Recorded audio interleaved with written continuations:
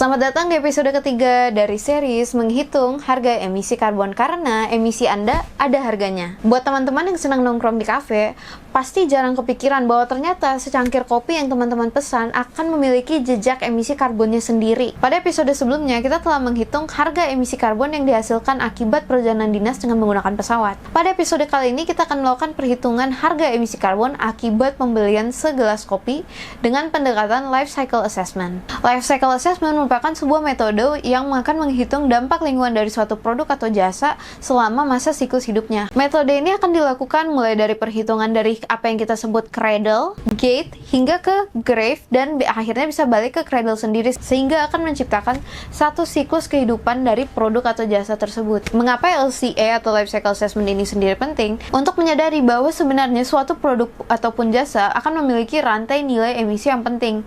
Kalau misalnya dalam QAG protokol, hasil perhitungan dalam LCA ini sendiri biasanya akan digunakan untuk perhitungan skop 3 kategori 1 untuk purchase goods and services dan perhitungan skop 3 kategori 2 capital good. LCA bisa digunakan untuk berbagai produk ataupun jasa. Akan tetapi dalam video kali ini kita akan melihat bagaimana sih perhitungan LCA untuk secangkir kopi. Untuk video ini sendiri kita akan membedah fase kehidupan dari secangkir kopi menjadi 4 bagian. Bagian pertama yaitu fase perkebunan sebagai cradle ataupun hulu. Emisi yang biasanya muncul pada fase ini sendiri berakibat dari pembukaan lahan, penggunaan bahan bakar oleh alat berat yang digunakan, pembakaran lahan, penggunaan pupuk, penggunaan air, ataupun bahan kimia lainnya selama proses pengolahan biji kopi. Biji kopi yang telah dipanen kemudian akan dikirimkan untuk manufaktur dan distribusi lebih lanjut, baik itu dari segi pengemasan hingga akhirnya pengiriman biji kopi ke kafe-kafe untuk diolah menjadi minuman lebih lanjut. Fase ketiga yaitu roasting dan pengolahan. Kemasan biji kopi yang telah diterima oleh kafe kemudian akan diolah lebih lanjut melalui proses roasting untuk akhirnya menghasilkan minuman.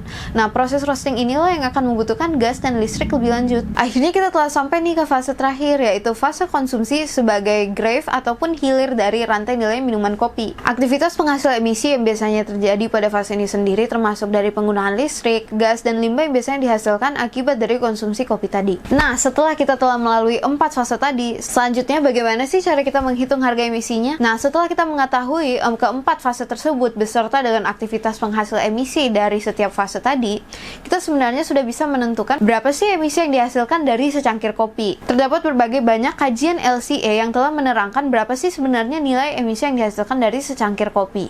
Baik itu dari misalnya 0,1 kg CO2 ekuivalen hingga 0,3 kg CO2 ekuivalen.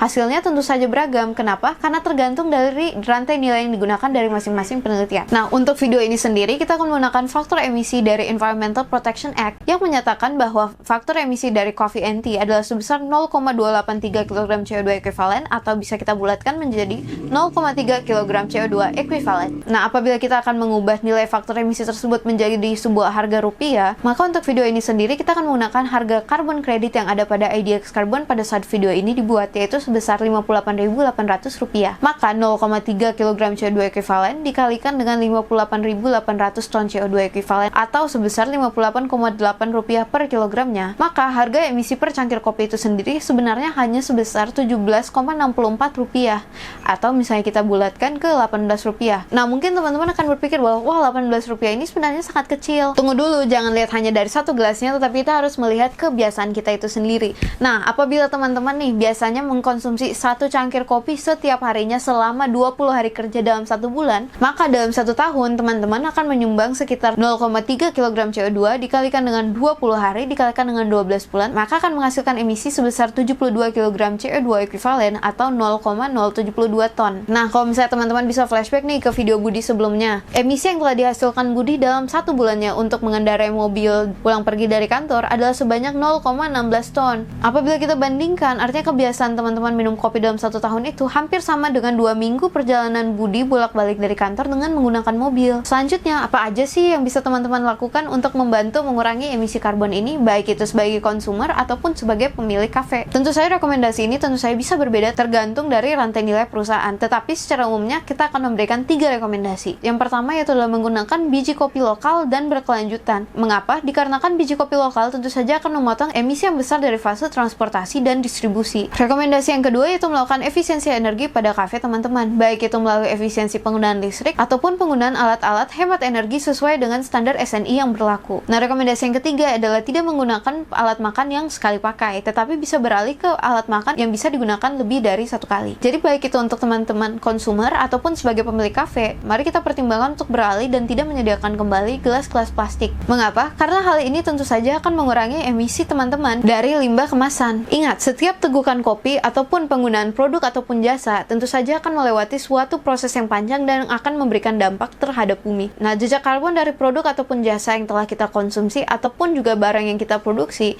tentu saja akan dihitung pada sustainability report perusahaan. Sampai jumpa di episode menghitung emisi karbon selanjutnya, karena emisi Anda ada harganya.